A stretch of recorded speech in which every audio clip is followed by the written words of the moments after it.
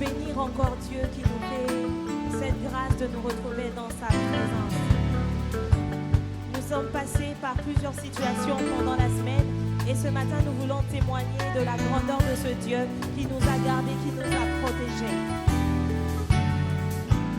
Combien Dieu est grand, oh oui, chantons-le, combien Dieu est grand, oui, tous verront combien Dieu est grand, combien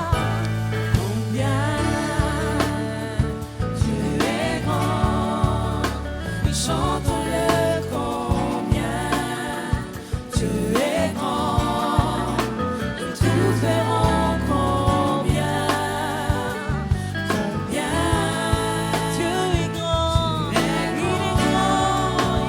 grand, combien Dieu est grand, combien Dieu est grand, il est grand ce Dieu, il nous a gardés, il nous a protégés, il nous a guéris des maladies, oh oui, combien, oh oui, combien, il est grand, il est grand, il est grand, il est grand, combien Dieu est grand, oh combien Dieu est grand ce matin, combien ce Dieu est grand ce matin, il est grand et tous verront combien Dieu est grand, combien Dieu est grand, on va le dire encore une fois, combien Dieu est grand, oh combien, tu peux le confesser avec nous, combien Dieu est grand, combien Dieu est grand, oh combien,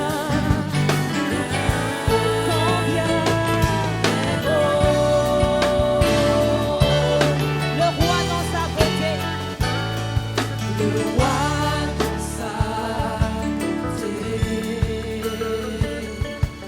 vêtu de majesté, la terre est dans la joie, la terre est dans la joie, céleste Trinité, sa gloire resplendit, et l'obscurité s'enfuit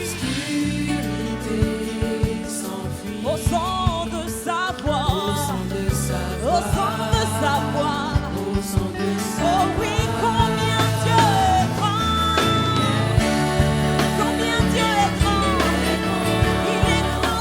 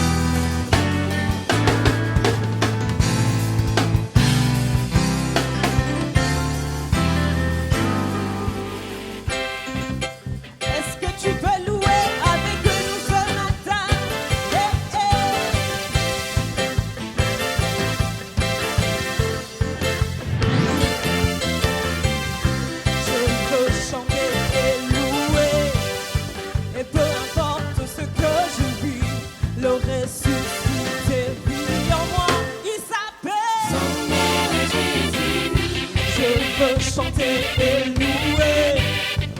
Peu importe ce que j'ai vu, le ressuscité vit en moi. Son nom, et moi je suis né de Dieu. Je suis né de Dieu. Je suis victorieux. Je suis victorieux.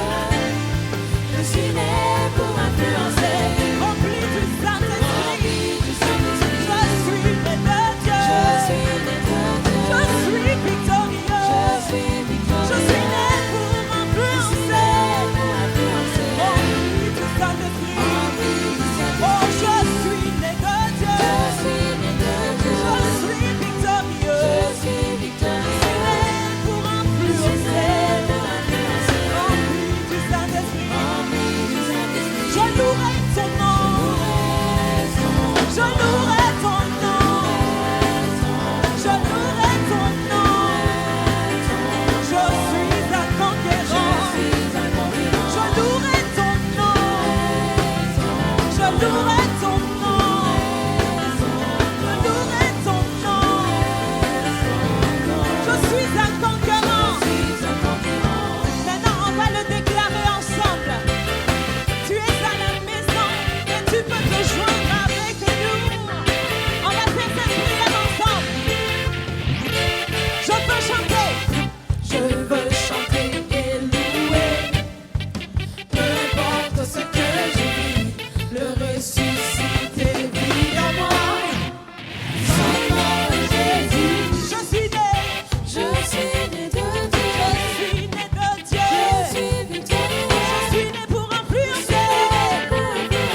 Rempli du Saint-Esprit. Je louerai ton nom. Je louerai ton nom. Je louerai ton nom.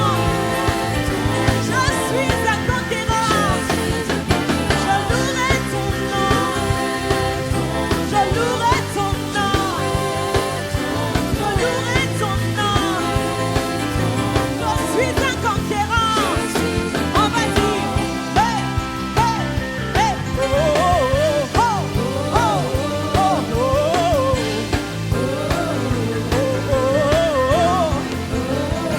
On va le dire encore. Hey, hey, hey.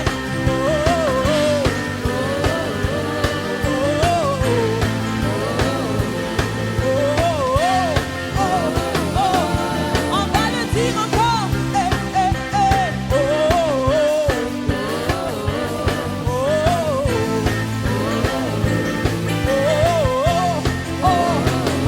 Moi je suis né pour influencer.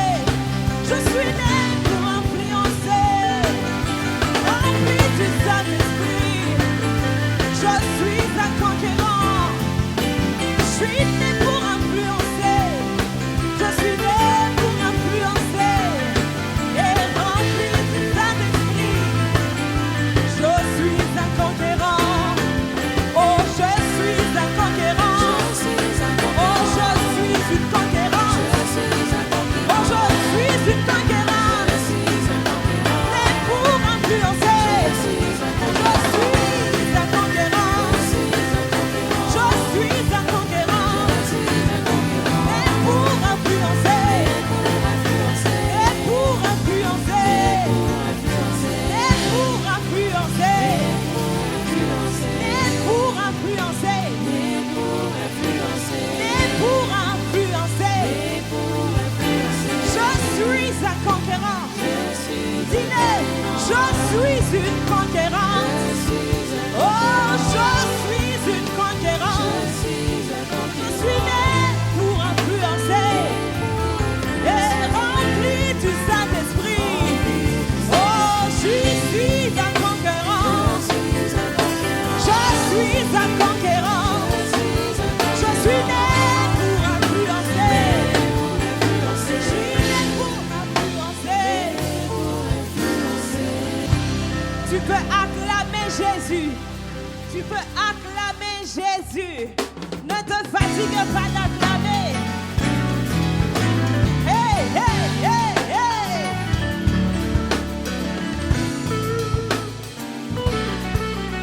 Est-ce que tu crois avec moi que Dieu est le Tout-Puissant? Va le déclarer.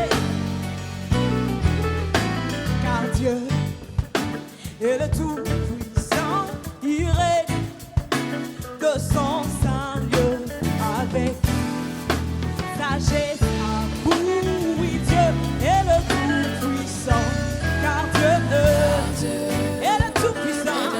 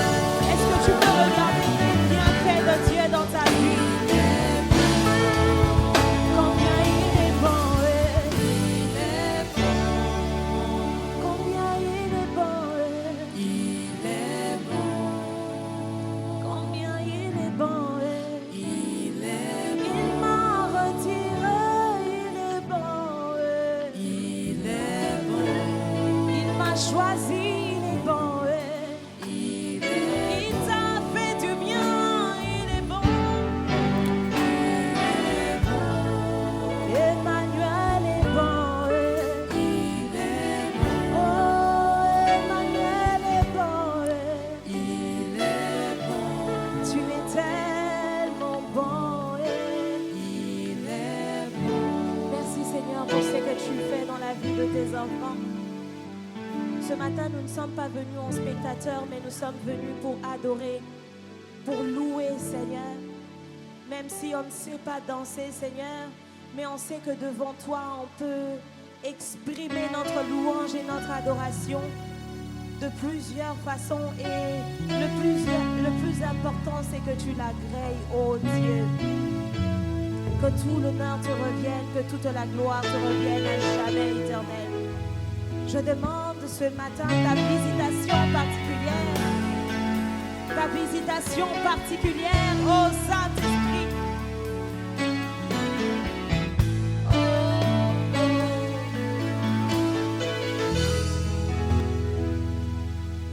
Remplis-moi, je veux plus de toi, jusqu'à ce que je déborde, jusqu'à ce que je déborde. Remplis-moi,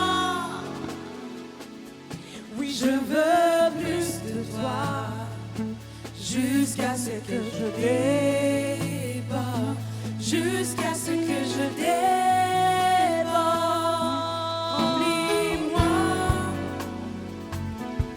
je veux plus de toi, jusqu'à ce que je déborde, jusqu'à ce que je déborde.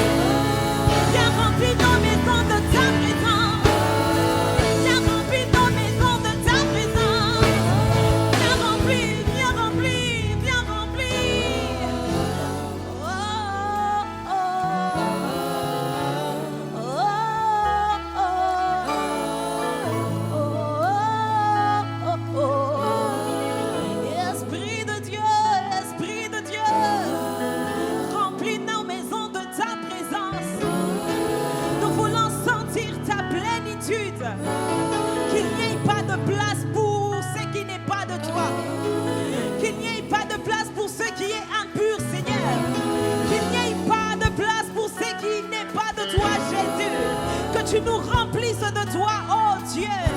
Comme au jour de la Pentecôte, l'Esprit de Dieu est descendu. Ils étaient remplis, Seigneur, c'est ce que nous désirons ce matin.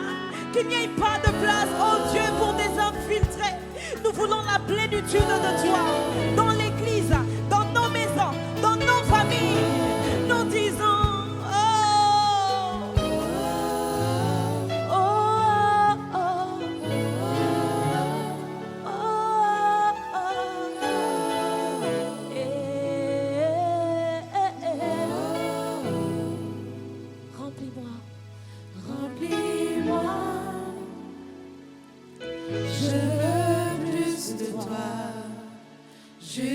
ce que je déborde, jusqu'à ce que je déborde. Remplis-moi, je veux plus de toi, jusqu'à ce que je déborde, jusqu'à ce que je déborde.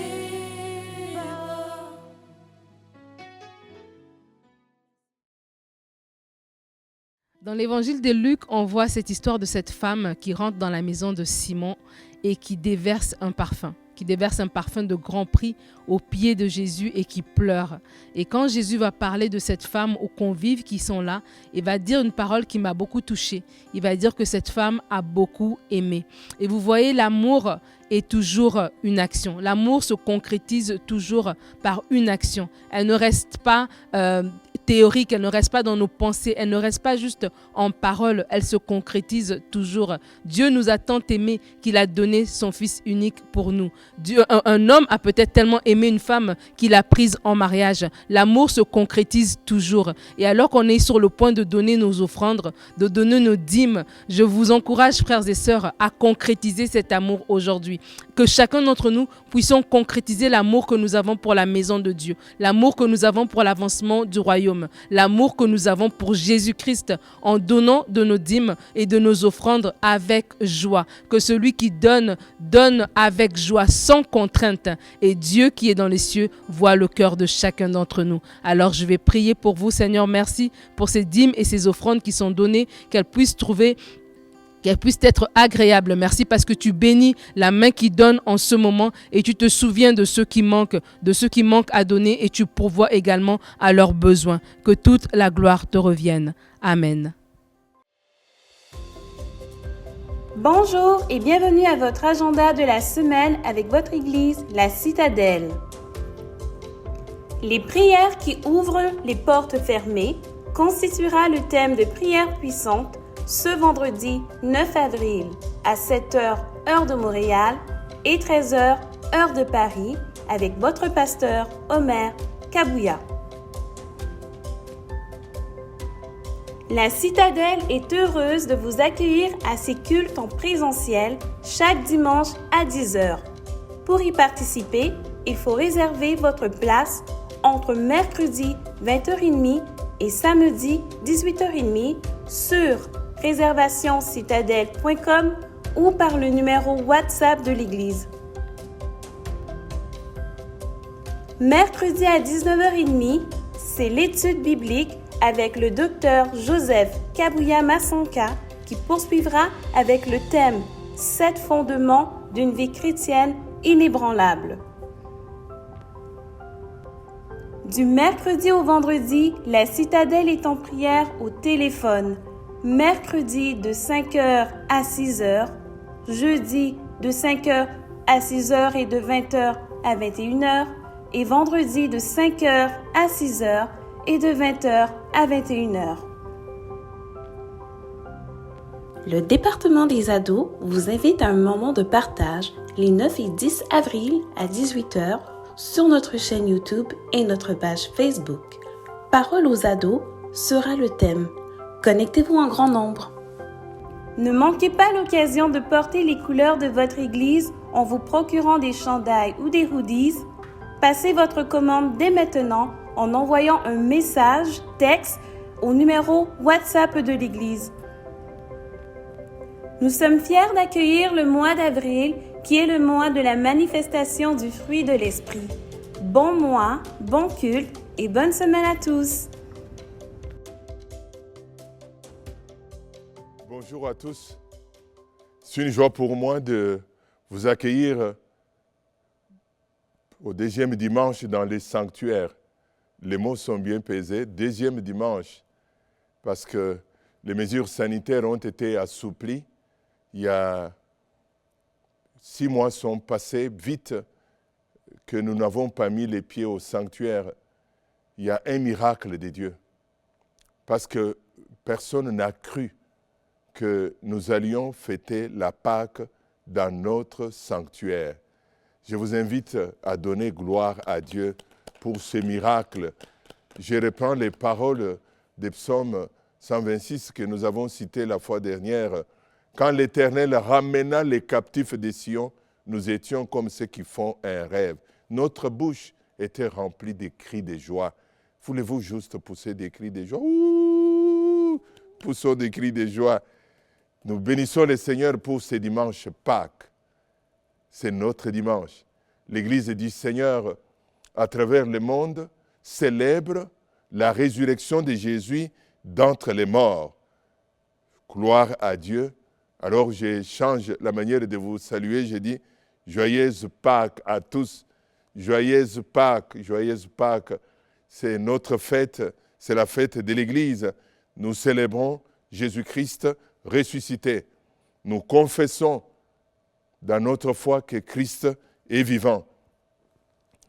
Notre texte de ce dimanche se trouve dans 1 Corinthiens au chapitre 15, à partir du verset 1 jusqu'au verset 14.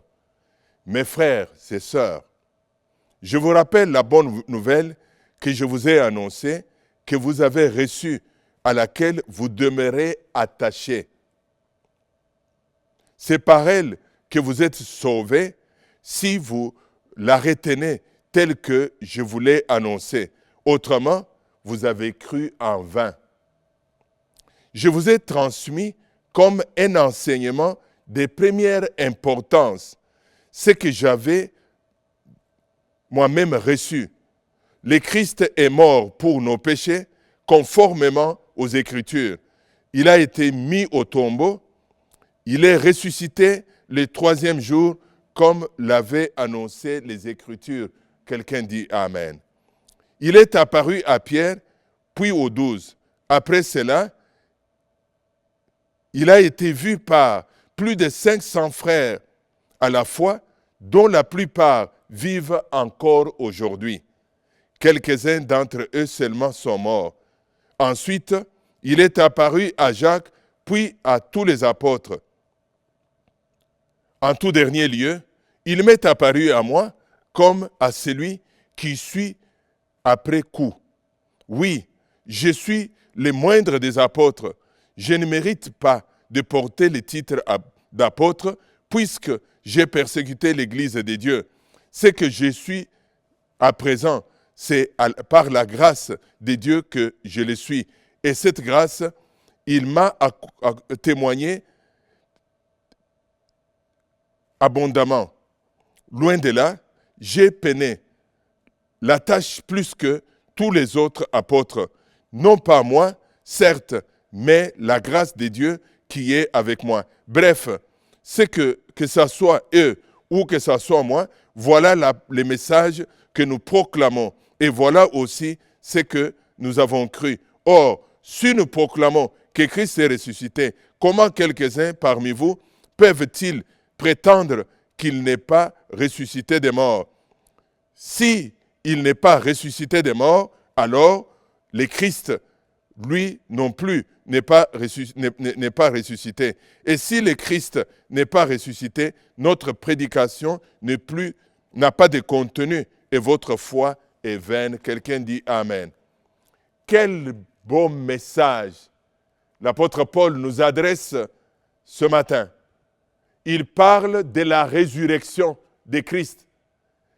Paul dit que la résurrection est réelle, que la résurrection de Christ n'est pas une prophétie, la résurrection de Christ n'est pas un rêve, la résurrection de Christ n'est pas une vision, que Christ est réellement ressuscité, c'est ce qui l'amène à dresser une longue liste de témoins.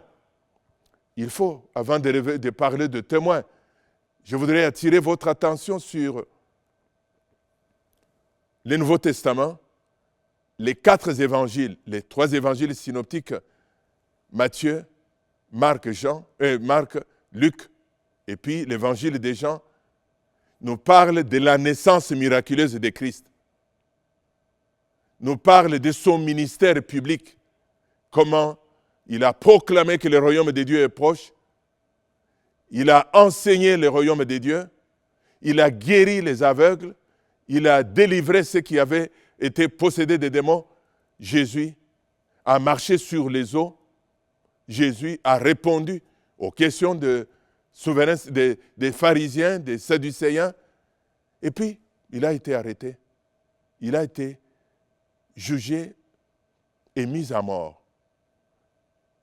Christ est ressuscité. Donc, les 4 évangiles relatent la résurrection de Christ avec beaucoup d'émotion, avec beaucoup de détails. Ils vont parler, en plus que cela, les 4 évangiles vont parler des apparitions. Marie l'a vu à la tombe le matin. Le soir, il s'est révélé aux disciples dans la chambre haute. Il a croisé les disciples d'Emmaüs. Il a apparu à Pierre et à Jean. Donc l'apôtre Paul va dresser une longue liste des hommes, des apôtres, aussi bien de disciples qui ont réellement vu Jésus. Il dit, Marie de Magdala l'a vu, Pierre l'a vu, les 12 l'ont vu, 500 frères ont vu Jésus ressuscité. Ils l'ont vu de leurs yeux. Plusieurs sont morts, mais plusieurs sont encore en vie parmi nous. Donc, la résurrection de Christ était un événement réel, que Christ est sorti du tombeau. Quand j'entends un peu cela, je peux m'écrier très fort que Christ est vivant. Jésus est vivant. Donc, l'apôtre Paul va dire encore que la résurrection de Christ est un enseignement de première importance.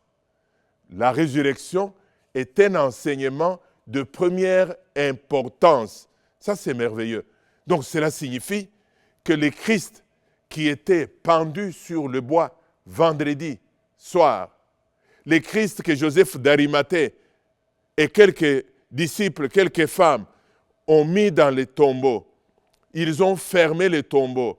Ils ont mis une pierre. Ils ont scellé la pierre. 3 jours plus tard, le dimanche matin, qui était le premier jour de la semaine, selon les calendriers juifs, il est sorti du tombeau. En effet, le thème de la résurrection traverse toute la Bible. Il y a un détail important que je voudrais vous présenter. Le thème de la résurrection traverse toute la Bible. Je vais évoquer quelques cas. Le premier cas, c'est le prophète Élie. Il est chez la veuve de Sarepta. Nous parlons de 1 Roi chapitre 18. Et pendant le séjour, le fils est mort. Élie prend l'enfant, il monte dans la chambre haute, il s'allonge sur l'enfant, il prie. Il dit, tu es le Dieu vivant, tu es le Dieu tout-puissant. Ramène la vie dans ce corps. L'enfant est ressuscité. Et puis, il a pris l'enfant, il a donné à sa mère. L'enfant a grandi, probablement, il s'est marié parce que la Bible n'en parle pas. Et l'enfant est mort par la suite, parce que nous ne connaissons pas des détails. Donc, dans 2 Rois, au chapitre 4, c'est Élisée qui a été bien reçu par la Sunamite. Il a prié pour cette femme très âgée. Et la femme a eu un enfant. L'enfant est mort encore. Il a prié pour l'enfant. L'enfant est ressuscité. L'enfant a grandi. L'enfant est mort. Un jour. Nous le voyons encore. Quelques cas, je vais dans le Nouveau Testament. Jésus, sous son ministère, il a prié pour Lazare. Lazare est ressuscité. Lazare a repris la vie. Il a repris son travail. Mais Lazare est mort. Tabitha, sous le ministère de Pierre, est mort. Tabitha a prié pour... Pierre a prié pour Tabitha. Tabitha est revenue en vie. Mais le dénominateur commun de toutes ces résurrections, c'est que les hommes comme toi et moi, qui étaient revenus à la vie, ils ont repris leur vie.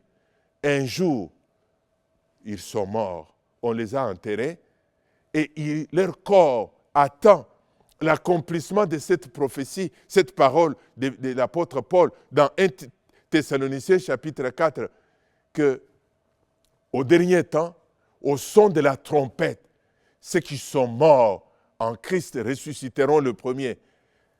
Ils vont monter dans la nuée. Ils vont monter dans la nuée à la rencontre de notre Seigneur de gloire. Mais qu'en est-il de la résurrection de Christ? C'est là que tout change. Christ est ressuscité une fois pour toutes. Oh, vous avez manqué l'occasion de dire Amen. Mon Jésus, ton Jésus, notre Rédempteur, notre Sauveur, est ressuscité une fois pour toutes. D'ailleurs, c'est ce qu'il dit à l'apôtre Jean sur l'île de Patmos. Vous vous souvenez, Jean était exilé, il est arrêté, il est en prison, coupé des hommes, mais non coupé des dieux. Confiné, mais pas confiné devant Dieu. On nous a dit de nous confiner dans la maison. Il y a juste la fenêtre des lieux célestes qui était ouverte pour que nous parlions à Dieu. Nous le voyons avec Daniel. Quand on lui a interdit, on l'a confiné. Le confinement ne date pas d'aujourd'hui. Il est allé dans sa chambre, dans sa maison, il a ouvert la porte de Jérusalem. Il y a une porte de Jérusalem céleste qui est ouverte. Même si vous êtes sur les lits des malades, même si vous souffrez de quoi que ce soit, isolé des hommes. Et là, Jésus vient vers lui. Il se révèle à lui. Jésus va lui dire une parole pertinente dans l'Apocalypse au chapitre 1, verset 18. Il dit que j'étais mort, je suis vivant. Un détail, je suis vivant pour toujours. Je suis vivant pour l'éternité. Donc je suis vivant jusqu'à la fin des temps. Au-delà des fins des temps, moi Jésus, je ne pourrai plus mourir encore comme Lazare. Je ne pourrai plus mourir encore comme Tabitha. Je suis vivant pour toujours. Est-ce que les mains peuvent acclamer le Seigneur de gloire? Je suis vivant pour toujours. Ça change tout. Je suis vivant pour l'éternité. Et l'apôtre Paul, dans le texte que nous venons de lire, vers la fin du texte, il va dire une parole pertinente. Il nous présente la résurrection de Christ comme la victoire sur la mort. Christ a vaincu la mort. Christ a vaincu le péché. Il a vaincu l'auteur du péché. Christ a vaincu la mort qui est notre dernier ennemi. 1 Corinthiens chapitre 15. Lorsque ce corps corruptible aura revêtu l'incorruptibilité et que ce corps mortel aura revêtu l'immortalité, alors s'accomplira cette parole des Écritures. La mort a été engloutie dans la victoire. Mort, où est ton aiguillon? Enfer, où est ta victoire? L'aiguillon de la mort, c'est le péché. Et ce qui donne sa puissance sur le péché, c'est la loi. Mais que Dieu soit remercié, lui qui nous donne la victoire par notre Seigneur Jésus ressuscité. Quelqu'un dit Amen. Donc, notre foi est fondée sur Jésus-Christ, mort et ressuscité. C'est là que nous avons intitulé notre message « La résurrection de Christ, fondement d'une foi inébranlable ». Notre foi n'est pas fondée sur les ancêtres. Notre foi n'est pas fondée sur des rêves. Notre foi n'est pas fondée sur les idées, la philosophie quelconque. Mais notre foi est fondée sur Jésus-Christ, le vainqueur de la mort. Notre foi est fondée sur Jésus-Christ, mort et ressuscité pour toujours et pour l'éternité. Ça dit beaucoup. C'est que le Christ vivant, c'est le Christ qui agit. Le Christ vivant, il agit et il a démontré les jours. Il a démontré les jours de sa résurrection. Nous le voyons que Marie de Magdala est allée à la tombe très tôt matin. Nous parlons de Jean chapitre 20 au verset 17. Et il faisait très tôt matin des brouillards. Trouve que le tombeau est vide. Elle est restée en larmes. Et puis, à un moment donné, elle voit quelqu'un au coin du champ, du jardin. Elle croit que c'est un jardinier. Elle dit, messieurs, mais est-ce que c'est vous qui l'avez pris? Mon Seigneur n'est pas là. Même Christ mort, il appelle son Seigneur. Il dit, Marie, Marie. Au troisième fois, elle connaît le timbre de la voix du Maître. Quand tu pleures, sois capable de discerner la voix du Maître. Sois capable de discerner. C'est alors qu'il dit, Rabbouni. Rabbouni veut dire le Maître avec qui je suis dans l'intimité. Je suis dans l'intimité. J'ai un attachement indéfectible. Même quand ma prière n'est pas exaucée, Jésus est mon Maître. Même quand je n'ai pas d'emploi, Jésus est mon Maître. Quand même je suis malade, Jésus est mon Maître. Rien ne peut amener ma foi à vaciller. C'est alors que des larmes de Marie sèchent. Rabbouni, Rabbouni, Rabbouni. À ces jours de Pâques, dites simplement Rabbouni, c'est la meilleure prière. Donc Jésus ressuscité essuie des larmes parce qu'il est vivant. À la fin de la journée, il va dans la chambre haute, il trouve des disciples qui tremblotaient. La maison était barricadée. Mais le Christ vivant n'a pas besoin de clés pour entrer. Paf! On le voit au milieu de la foule. Il arrive. Oh, il est là, il est là. Il dit que la paix soit avec vous. Le Christ vivant donne la paix au cœur troublé. Nous voyons que pendant qu'il se réjouissait de la paix, le Christ vivant croise les disciples d'Emmaüs. Il dit, tu es le seul. Il fait même le voyage avec eux. Il ne l'identifie pas. Parce qu'ils ont mal, ils ont la peine dans le cœur. Ils sont dans la confusion. Il y a des événements qui arrivent dans notre vie qui nous amènent parfois dans la confusion. On se demande même où est-ce qu'on en est. Ils sont désespérés. Il s'assoit avec eux, il ouvre la Bible, il commence à lire avec eux, il cite les textes des Écritures. Ah, ils disent, c'est le ressuscité, c'est Jésus de Nazareth, les vivants et les justes. Il dit, soyez délivrés de votre découragement. Il va trouver Pierre et Jean, Jean chapitre 21, au bord de la mer de Tibériade. Ils ont travaillé toute la nuit, ils n'ont rien attrapé. C'était un échec pour eux. Mais c'est curieux, quand les ressuscités arrivent, ils changent la donne. Ils changent la donne. Ils donnent de meilleurs résultats. Il veut dire, mais jetez les filets là. Juste une parole, jetez les filets. La voix du ressuscité a une puissance de créer les poissons même dans la mer. Ils prennent des poissons. Oh, il dit, ça a changé. Il dit, mais c'est moi le ressuscité. Donc, je disais que la résurrection est le fondement d'une foi inébranlable. Notre foi est fondée sur Jésus-Christ, le Fils de Dieu vivant, mort pour nos péchés, ressuscité d'entre les morts. Jésus est vivant pour toujours et pour l'éternité. Les fondateurs des religions sont morts. Ils attendent la fin des temps. Mais notre Christ est sorti du tombeau. Notre Christ est élevé à la droite du Père. Donnons-lui une main d'acclamation. Je voudrais regarder avec vous les 4 sens de la résurrection. Le premier sens de la résurrection, c'est qu'elle est un témoignage que Dieu est tout-puissant. La résurrection de Christ est un témoignage que notre Dieu, il est le Dieu tout-puissant. L'apôtre Pierre prêche le jour de la Pentecôte. Un message improvisé, qu'il n'a pas préparé. Quand je parle du jour de la Pentecôte, c'est ce jour où les disciples étaient dans la chambre haute, ils priaient, ils attendaient l'accomplissement des promesses. À vous qui attendez des promesses, attendez-les à genoux. Attendez les promesses de Dieu à genoux, parce que les modèles nous est donné. Ils prient, mais ils disent, dans 10 jours, quelque chose va arriver. Ces jours-là, l'Esprit est descendu sur les apôtres. Ils parlaient dans d'autres langues. Oh, Dieu, quand il te bénit, il ne le fera pas dans la cave. Dieu te bénit sur la place publique. Que des ennemis regardent. Comme David dit, il dresse devant moi la table en face de mes adversaires. Et Pierre va expliquer ce qui est arrivé. Il dit au chapitre 2, au verset 32, il dit que c'est Jésus, Dieu l'a ressuscité.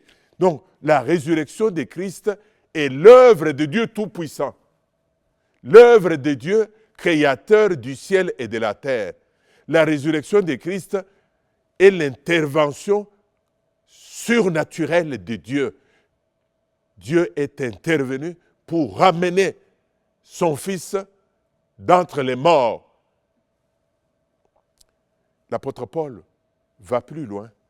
Au chapitre, Éphésiens chapitre 1, au verset 19 et 20, il adresse la prière. L'apôtre Paul est un leader, est un intercesseur pour l'Église. J'ai pris qu'il illumine, Dieu, les yeux de votre cœur pour que vous sachiez quelle est l'espérance qui s'attache à son appel. Quelle est la richesse de son glorieux héritage au milieu des saints? Et quelle est l'infinie grandeur de sa puissance qui se manifeste avec efficacité par le pouvoir de sa force envers nous qui croyons. Cette puissance, il l'a déployée en Christ quand il a ressuscité et l'a fait asseoir à sa droite dans les lieux célestes. Amen. Donc, l'apôtre Paul nous dit que Dieu a déployé. D'abord, il dit l'infinie grandeur, l'infinie majesté, l'infinie autorité, l'infinie suprématie, l'infinie puissance de Dieu. Dieu a déployé sa puissance sur les corps de Christ inertes. Inerte. Et ce corps a pris vie. Ce corps est sorti. La pierre a été brisée. Jésus est sorti du tombeau. Témoignage que notre Dieu est le Dieu Tout-Puissant. Quand nous parlons de la résurrection, nous célébrons le Dieu Tout-Puissant. La résurrection est le couronnement de la puissance de Dieu qui agit. Nous voyons cette puissance qui agit depuis l'Ancien Testament, depuis la création. Elle a agi à guérir Abraham, un centenaire de la stérilité. Sa femme centenaire, il va accoucher. Dieu Tout-Puissant. Parce qu'il a dit à Abraham au chapitre 17, « Je suis le Dieu Tout-Puissant. » C'est lui qui écrase la stérilité. C'est lui qui écrase. C'est le Dieu qui va restaurer, qui va donner le bébé, l'enfant, à une femme stérile comme Anne. C'est le Dieu qui va séparer la mer Rouge à deux. C'est le Dieu qui va donner la victoire à David en face de Goliath alors qu'il n'avait pas d'expérience de guerre. Mais le couronnement de toute cette puissance, c'est la résurrection de Jésus d'entre les morts. Mon Jésus est vivant et je voudrais dire, mon Dieu est tout puissant. Deuxième sens de mon résurrection, la résurrection témoigne que Dieu est fidèle. Mon Dieu est fidèle. Mon Dieu est fidèle. Déjà, fidèle est le nom de Dieu, les fidèles. Il est le fidèle, il est le Dieu juste. Fidèle voudrait dire que Dieu honore sa parole. Dieu honore sa parole. Dieu honore ses engagements. Et tout au long de l'histoire, Dieu parle, Dieu promet. La promesse de Dieu n'a pas de date de péremption, elle ne périt pas. La promesse ne périt pas. La promesse de Dieu est toujours vivante, pour toujours. Elle peut durer. Elle est une semence. La promesse de Dieu est comme un chèque post-daté que Dieu nous donne dans les mains. Vous avez chacun un chèque post-daté. La promesse, ne la jette pas. Parce que Dieu est un Dieu fidèle. La promesse s'accomplira. C'est ce que nous voyons tout au long de l'histoire. Donc, Dieu donne la parole. Dieu est derrière sa parole. Alors, la parole ici concerne Christ. Christ est le personnage central de la Bible. Enlever Jésus dans la Bible n'existe plus. Donc la Bible est un livre qui, l'Ancien Testament annonce la venue de Christ et le Nouveau Testament annonce la réalisation que Christ est arrivé. Regardez les textes que nous avons lus, d'un Corinthiens chapitre 15, versets 3 et 4. « Je vous ai transmis comme un enseignement de première importance ce que j'avais moi-même reçu. Le Christ est mort pour nos péchés conformément aux Écritures, conformément à l'Ancien Testament, conformément aux prophéties données par Moïse, données par Ésaïe, données par Michée, qui ont annoncé sa venue, sa mort et sa résurrection. il a été mis au tombeau, il est ressuscité le troisième jour, comme l'avaient annoncé les Écritures. La résurrection, fondement d'une foi inébranlable. Nous voyons ici que l'apôtre Paul dit que la vie de Christ qu'il a menée est conforme au plan éternel de Dieu. Tout ce qu'il a fait est conforme. Sa mort, sa résurrection d'entre les morts, c'est l'accomplissement du plan de Dieu. Donc, quand nous parlons de la résurrection, nous parlons de la toute-puissance de Dieu, nous parlons de la fidélité de Dieu. Je vais ajouter, la résurrection marque le couronnement. Le mot couronnement signifie l'installation du roi, la cérémonie qui consiste à installer le roi dans ses fonctions du roi. Christ est mort, il est ressuscité, et nous voyons qu'à la résurrection est attachée l'élévation, que le Christ qui est ressuscité n'a plus recommencé les ministères publics. Actes chapitre 1, il a pris le temps avec des apôtres, en leur parlant du royaume, en leur donnant des promesses de rester à Jérusalem jusqu'à ce que le Saint-Esprit viendra. Et puis, ce même Christ est élevé. Dites avec moi, élevé, élevé, élevé à la droite de Dieu. Regardez, Actes chapitre 2, verset 32. Au verset 33, il dit, Dieu a ressuscité de mort, c'est Jésus dont je parle. Nous en sommes tous témoins. Ensuite, il a été élevé pour siéger à la droite de Dieu. Il est maintenant, comme Dieu l'a promis,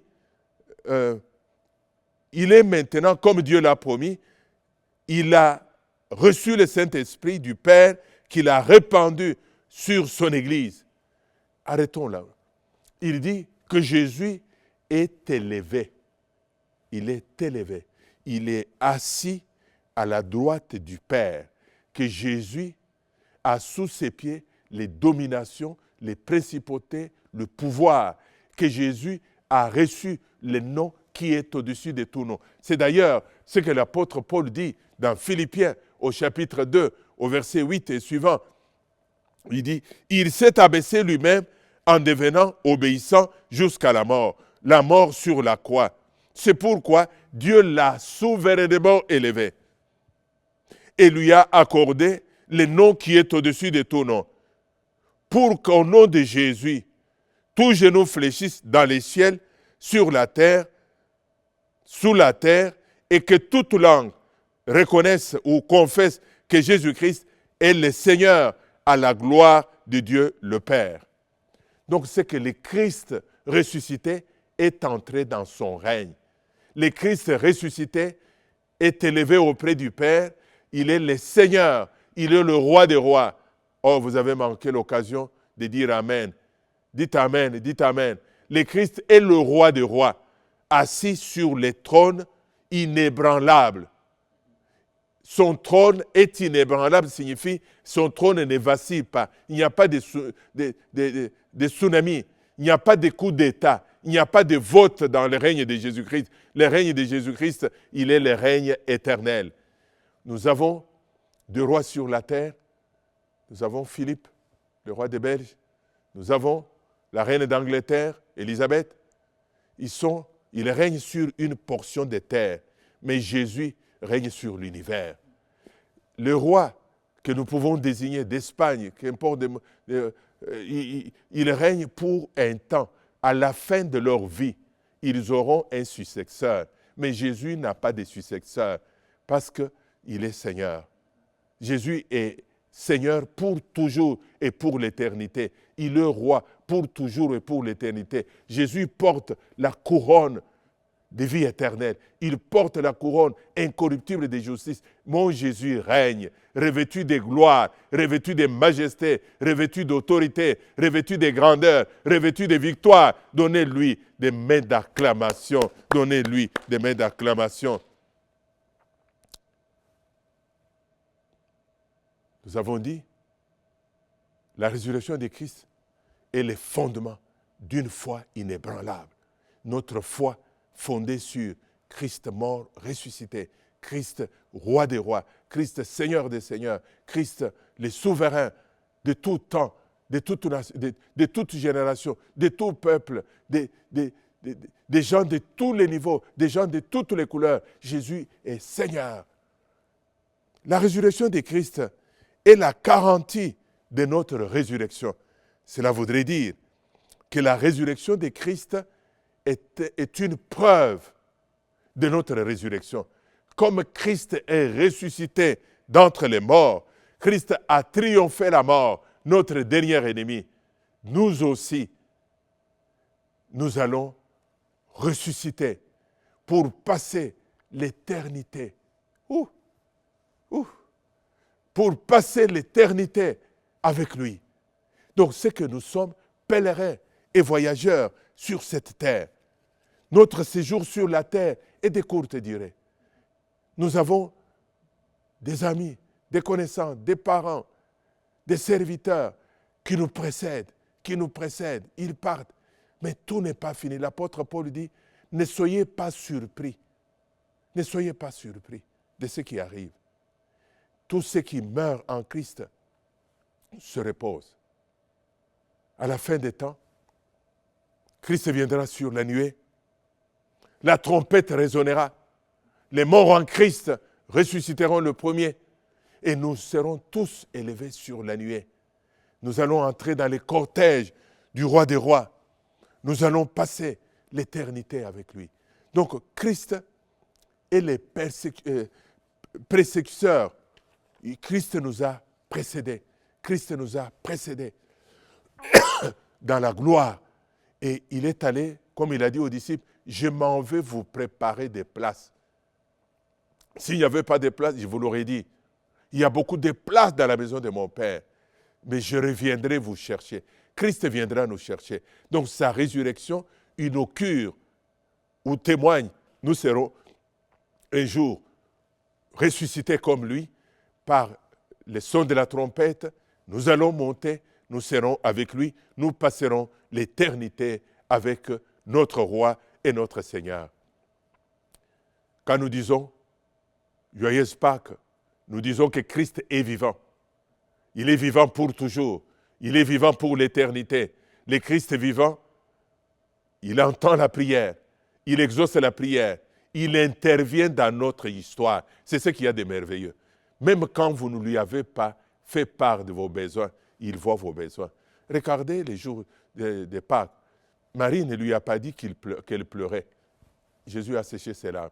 Les disciples ne lui ont pas dit qu'ils ont peur, mais il a changé leur peur en leur donnant la paix. Les disciples d'Emmaüs, ils ne lui ont pas exprimé leur désarroi, mais il a changé leur désarroi. Il a donné une nouvelle orientation à leur vie. Pierre et Jean, ils sont au bord de Tibériade, en faillite. Il dit, quand nous rentrons, on va jeter peut-être les filets, on va arrêter ce métier-là, on va changer de métier. Jésus arrive, il change leur histoire. Les ressuscités changent l'histoire. Les ressuscités changent l'histoire. Les ressuscités interviennent dans votre vie, interviennent dans ma vie de manière personnelle, avec doigté dans les vrais besoins que vous traversez. Je vais terminer en vous encourageant que nous célébrons, pas pour un jour, mais nous vous rappelons, quand nous parlons de la Pâque, nous célébrons la fidélité de Dieu. Que ce qu'il avait dit à Israël, il a accompli. Dieu a accompli. Et ce qu'il t'a dit, il accomplira. Dans la Pâque, nous célébrons la victoire de Christ. À vous qui êtes dans la bataille, un combat contre la maladie, combat dans des moments difficiles que vous vivez dans vos finances, combat dans votre vie de couple, combat quels que soient les domaines. Laisse que la victoire de Christ ressuscité devienne l'actualité dans votre vie devienne victoire. Et je déclare à celui qui te fait la guerre, Jésus est Seigneur, Jésus a vaincu la mort. Et mon frère et ma soeur ont la victoire, car Dieu est tout-puissant. Et Jésus-Christ est le Seigneur des Seigneurs. Nous lui donnons une main d'acclamation. Nous lui donnons une main d'acclamation et nous déclarons, Jésus est le roi des rois. Le Christ ressuscité est le Seigneur des Seigneurs. Que le nom de Jésus soit béni. Que le nom de Jésus soit loué à jamais. Je vous invite à juste lever les mains vers Dieu et nous allons prier pour glorifier Jésus. Seigneur, nous t'adorons. Nous t'exaltons. Toi, le Seigneur, qui a vaincu la mort, qui a vaincu l'auteur du péché, le diable, qui a vaincu les principautés. Nous confessons effectivement que tu es vivant pour toujours et pour l'éternité. Oh Jésus, merci. Toi qui es assis à la droite du Père, tu intercèdes pour nous. Tu es notre roi et notre maître. Nous nous prosternons devant ta majesté divine. Nous magnifions ton nom. Nous exaltons ton nom. Aujourd'hui, à jamais, au nom de Jésus. Amen. Amen. Bonne fête de Pâques. Bonne fête de Pâques à tous. Est-ce qu'on peut aider ensemble? Reçois de moi. Reçois de moi le parfum qui t'est dû, la beauté de ton nom en mon âme est perdue. Je veux n'être qu'à toi. Jésus, je t'aime. Est-ce qu'on peut encore le dire? Reçois de moi. Reçois de moi le parfum qui t'est dû, la beauté de ton nom en mon âme est perdue. Je veux n'être qu'à toi. Jésus, je t'aime. Reçois du peu.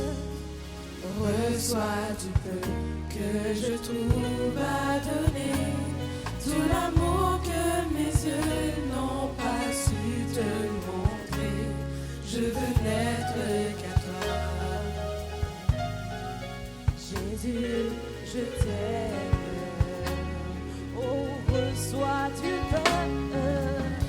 Reçois du peu que je trouve à donner, tout l'amour que mes yeux n'ont pas su te montrer. Je veux n'être qu'à toi. Oh, Jésus, je t'aime. Jésus, je t'aime. Oh, rien n'est plus beau. Rien n'est plus beau que ton nom. Oh, rien n'est plus saint. Plus saint que le sang du pardon. Je veux n'être qu'à toi. Jésus, mon roi. Rien n'est plus beau. Rien n'est plus beau que ton nom. Oh non, rien n'est plus saint. Plus saint que le sang du Je veux n'être qu'à toi. Jésus, Jésus, mon roi.